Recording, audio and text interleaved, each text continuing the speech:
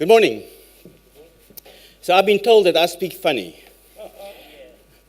I wear trousers, not pants. I don't know. So, like a previous speaker, I'm going to speak fast, so you better listen fast.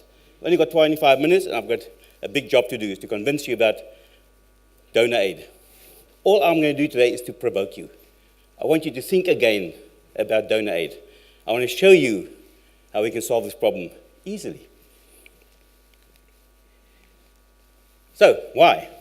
Well, every hour, 95 children die of preventable causes in Nigeria. 2,000 a day, 68,000 a month, and 828,000 a year. How do you feel about that? It's horrible. But who's got kids here?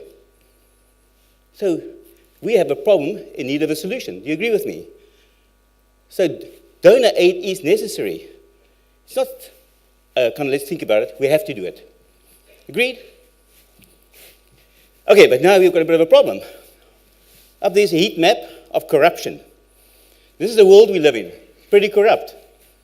In fact, I actually had a heat map of happiness. I actually thought, well, I removed that because it's equally bad. So we live in a pretty bad place. So, do you agree? Can we fix this? If everybody's corrupt, some of these countries are seriously corrupt, we are dealing with a problem that cannot be fixed.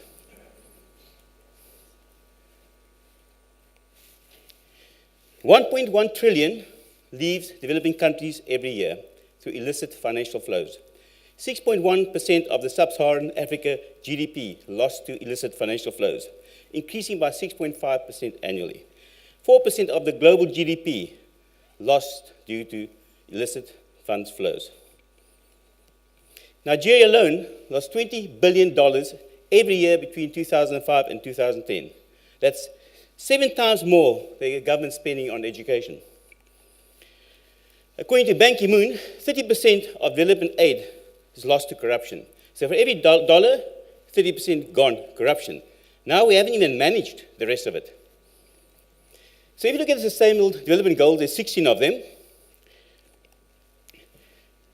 This is how our total giving is distributed across the development aid. You can see 3% leaked to corruption, plus a lot more leaked from a thing called a leaky bucket, because the donor aid fraternity suffers from a leaky bucket syndrome. You can see, I don't know where the pointer is, but on the left here, 26% goes to health and social services. So my passion is health for the moment. You know, I mean, I can apply Donorcoin to anything, but I've chosen not to. I'm choosing to apply it to the front pin of the bowling alley, and that is health, because I can fix that, I can fix a lot. So, the problem needs of the solution is aid leakage. Direct theft of funds, diversion of funds, counterfeit goods. In fact, they make analgesics, and you find out it's actually chalk. Price fixing and collusion, under or no non-delivery, payment of ghost workers, tender rigging. Now, I can see the Bitcoin guys and the blockchain guys I say, well, we can solve that, can't we? Of course we can solve it. Look what I'm saying. Look at the list. So let's talk about the second problem, the leaky bucket problem. So society, this is a quote from Arthur Melvin Oaken. It says, society can transport money from the rich to the poor only in a leaky bucket. Do you agree with me? So that's an assumption, as a statement. So we have this problem only through a leaky bucket. Now, any person with common sense, would you pour water into a leaking bucket? No. So unless we solve this problem, we're going to get less and less aid. So if we solve this problem, two things happen. Not only do we solve the problem, let's call it the destination problem, nutritional problem, the vaccination problem, the whatever problem, but we're also going to get more aid, which we need. So there's a double whammy. So what is a leaky bucket? It's a cost of control, auditing, checking, to make sure the money went where it's supposed to go. Coordination. I'll show you an example of that. Cooperation. Well, they don't cooperate. Checking. Provenance. Where does stuff come from? And I added, for the benefit of my little example, cold chain. And we'll get to that in a moment. So, I'm a picture guy. I run innovation aid, I think in pictures. So if I think of donor aid, I think donor aid starts out with precise and heartfelt intent, like a piece of spaghetti. Now, all the people who do cooking, we start out with spaghetti. And then what do we do with spaghetti? We put that straight, hard, kind of well-defined piece of spaghetti in a pot. And we boil it. We add a bit of salt, and then we get clever and we add a bit of oil, because it won't stick. And then what do we get? We get this. We end up as spaghetti. Because with donor aid, can you tell me where it starts and where it ends? With spaghetti, you can't. Donor aid's the same thing. It's almost impossible to trace it. I've got a beautiful meal. I deliver donor aid. Where it comes from, where it ends, I cannot tell you what goes where. It's like this. It's like spaghetti. But why? Why does it become spaghetti? Well, let me explain the spaghetti problem. I'm going to use the primary health care solution in Nigeria. So that's me. Ha, selfie. So I was sent on a one-man mission, not to the moon, but to the outback of Nigeria, to do what they call a readiness assessment, because Nigeria, for the fourth time, are trying to solve their primary healthcare problem. And the way that we're going to do it is to adopt a thing called one PHC, one primary healthcare center per ward. We have to find out how we can deliver 10,000 functional primary healthcare centers that can deliver healthcare to 100 million people. Now that's a big opportunity. That's a problem worth solving. Do you agree with me? Okay, so off I went, and these are the guys I met. I selfied everywhere. And this was the governor of a thing called the LGA on the border of Mali. And guess what? They have no power. Now, if you talk about vaccines, you talk about the cold chain. Here's a question. When last did you enjoy a bottle or a tin of warm Coke? Or a warm beer, for that matter? Ever? Hands? Who like warm Coke, warm beer? Never. Yeah, I visited the bottling factory, Coca-Cola, one of the biggest consumer companies in the world, a massive market capitalization, employing thousands of people, and in their factory, guess what? They make warm Cokes. Yes, I've never enjoyed a warm Coke. So then who adds the benefit? The distribution channel and the cold chain. I think the slogan was a Coke within arm reach of every person. So shouldn't we adopt the same type of thinking? What if you could distribute vaccines using the same principle? However, there's a little problem. With a Coke, I can heat it up, or I can cool it down, and a Coke does not change properties. But what about an ice cream? Once it melts, it melts. The same thing with vaccines. Half the vaccines that get spoiled are not because of heat, because they freeze them by accident. Because trying to maintain the cold chain, they put them into these cold rooms, and because of outdated technology or not well-maintained technology or stupidity, they freeze them. So we take all this money, we turn it into vaccines, and we either heat them up or then freeze them out. Difficult problem to solve. Check the guy's pen, by the way. $10,000 Mont Blanc, government worker. Okay, so the majority of burden of disease can be treated at primary healthcare level. So 80% of all problems can be solved through primary healthcare. So that's a real job that needs to be done. And Nick, are we agreeing with that? We need to do that job of work. And how do you do it? Through primary healthcare. So, investing in primary healthcare, percenter per study, ward per center, we can solve it. So we came up with this little kind of logo. We said, if we solve number 3, which is healthcare, we can impact on 12 others. So it's like a bowling alley. Do this well, and you can deal with productivity. We can deal with work. We can deal with a whole lot of other things. Get the people healthy. Or reduce the cost of medical care. So in each one of these primary healthcare centers, we have what they call the minimum care package. And you can see, it's really good stuff. Control of communicable diseases, child survival, maternal and newborn care, nutrition, etc., etc. And how do we deliver this? Well, we deliver it free. Because once we take the money out and it's free, then what do we see? So inside each one of these wards or healthcare clinics, we deliver clean and hygienic services, open 24/7. Blockchain guys, here we go. Electricity, commodities, deliveries, functioning cold chain, water sanitation, staff. We need to pay those people. Do you agree with me? So here is our challenge. So one of the things I did, now remember in Nigeria there's 36 states. Every one of these states is like a mini country. I went and I analyzed what I saw there, and this is what you find in a state. This is the players. There's all the development agencies. There's all the issues. There's all the players. It's unbelievably complex. Now imagine if we trickle aid through the top down. How will it ever get to the people with all the controls and the orders, etc., etc.? It's a problem. And that is my analogy for spaghetti. That is spaghetti. That's how I get to spaghetti. It's just too complex. So this is a problem we can't solve. We're stupid if we try and solve the problem. We cannot solve this problem, but we have to. So what do we need to do?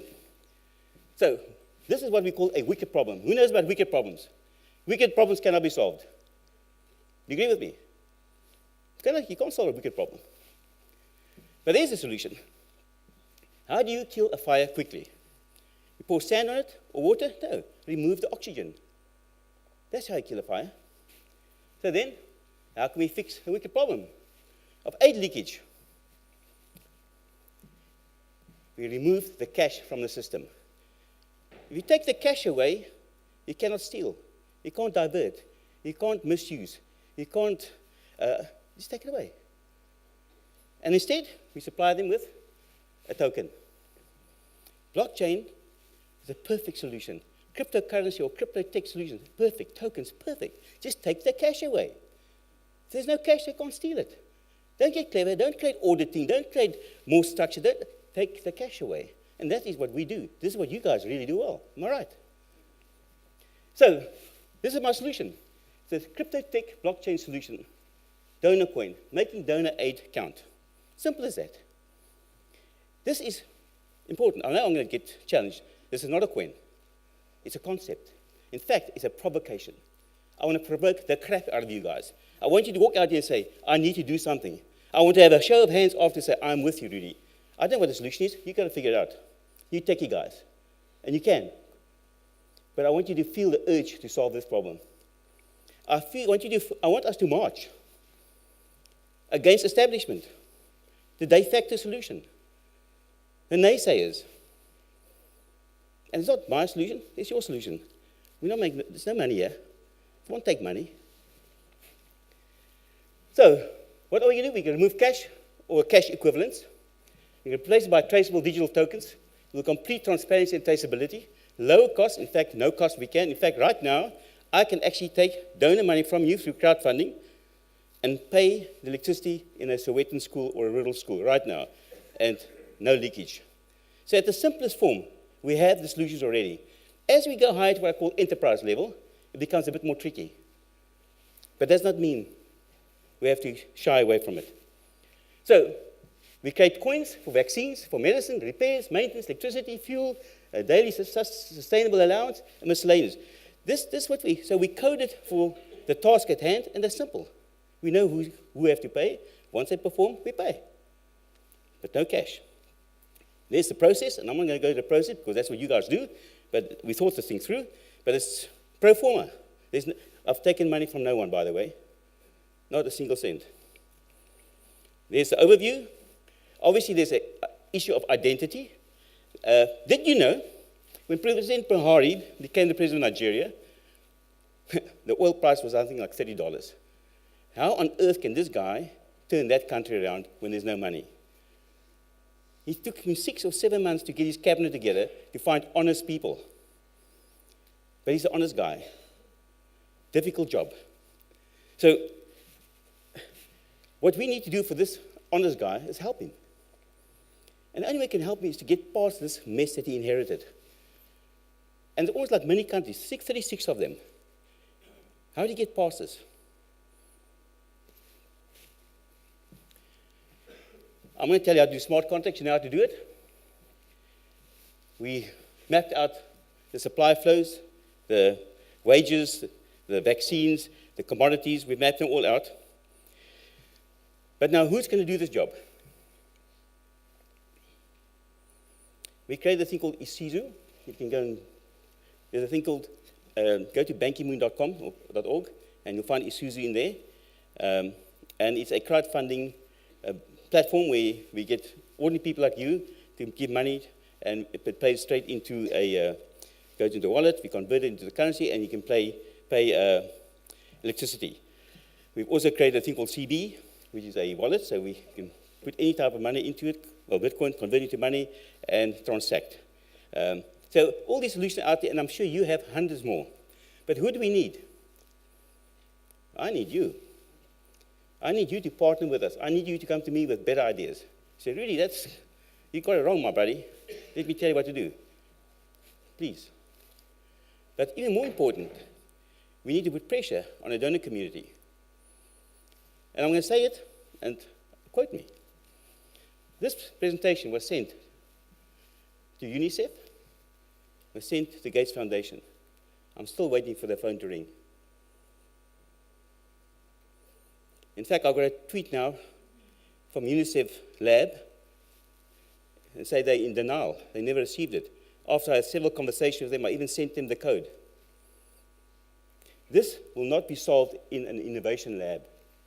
This problem is solved in the field, face to face, in an LGA where there's no electricity. When people come out of the bushes, marching for 3 or 4 days without food. In hard-to-reach areas, you can't actually get there. So maybe you need a cooler box in the back of a motorbike. This is how this is going to be solved.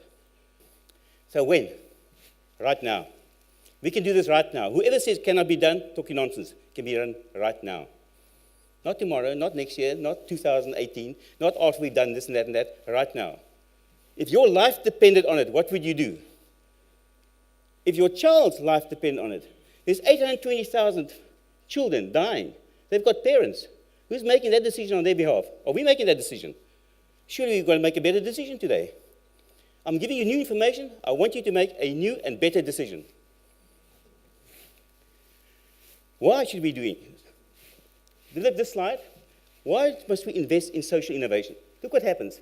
If we invest in social innovation, we get equity and equality. We get no social tension. We get social cohesion, peace and security, economic growth, so we get stability. If we don't do it, this is what we get. Instability, inequity, inequality, social tension, reduced social cohesion, reduced peace and security. No growth, and it's a terrible downward spiral into the abyss. So, what will stop it? Well, the enemy of Donorcoin is a thing called fixedness. Have you ever heard of that? Cognitive fixedness is what's in your head. It's how we think about what we do. Is there a clear understanding of the problem? I gave you a very emotional slide because I want you to understand the problem. It's not a problem. It's not creating Bitcoin or whatever solutions or blockchain solutions. It's to solve the problem with which there's a need. Healthy children, healthy mothers, well-fed children, educated people. Then there's a functional fixedness. The current healthcare system does not support this.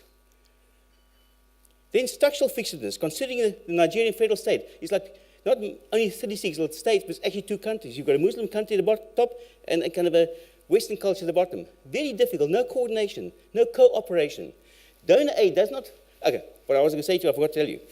When Buhari took over, he said, well, he took my advice. He didn't, but the same advice. He said, remove the cash. So he cancelled all the bank accounts in all the agencies, like the National Primary Healthcare Development Agency. They closed all the bank accounts. So all the money would go into Treasury. So either donor or the own tax money would go, or borrowings will go into Treasury, and they disperse it through Treasury. But in that process, because of necessity, because of the low oil price, the money gets diverted. Not of his own doing. Once it's out of his hand, it gets diverted. To the point where if you want to pay for electricity at an LGA's little cold room, you can't. So UNICEF did that job for them. I think $600 million of World Bank loan went to UNICEF to manage it. Now, on what given day did UNICEF become a cash dispensing or bill-paying organization? It's not their job. They see now as the complexity of auditing and compliance and doing, it's the right thing to do, but they're not geared to do it. And there's a problem they can't solve, not easily. Their system is a fantastic system called HACT. I've gone into it. HACT cannot do this job. But they've got levels and levels and levels of auditors that do this job at an expense.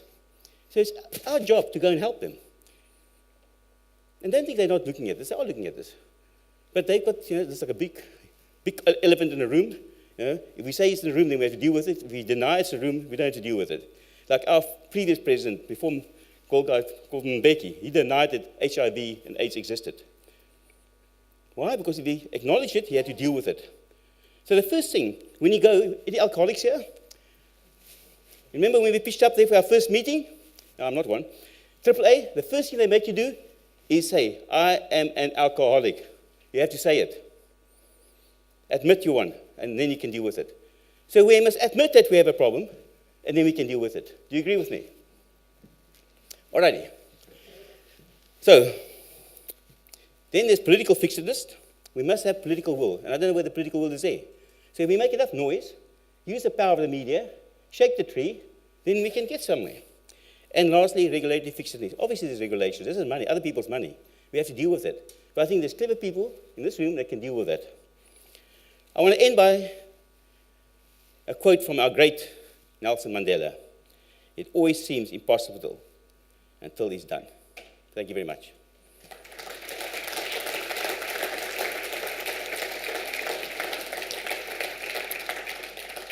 Any questions? I think we have time for about one. One? Oh, Yep. okay. Perfect timing.